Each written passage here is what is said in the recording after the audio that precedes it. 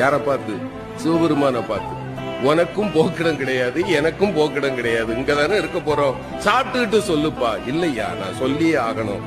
அந்த ஏழை சிரித்து கொண்டே சொன்னார், என்ன பெருசா சொல்லிட போற, நீ யார், அவ்வளவுதானே, நான் சொல்லவா, நீ பரம்பொருள், இங்கு கோயில் கொண்டிருக்கக்கூடிய காசி விஸ்வநாதன், நீ சரிதானப்பான்னா.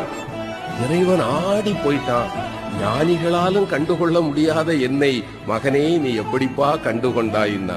அந்த ஏழை சொன்னா, இந்த ஊர்ல யாருமே என்ன மனுஷனா பார்க்க மாட்டாங்க ஐயா, என்ன பார்த்தா 100 அடி தள்ளி போயிடுவாங்க.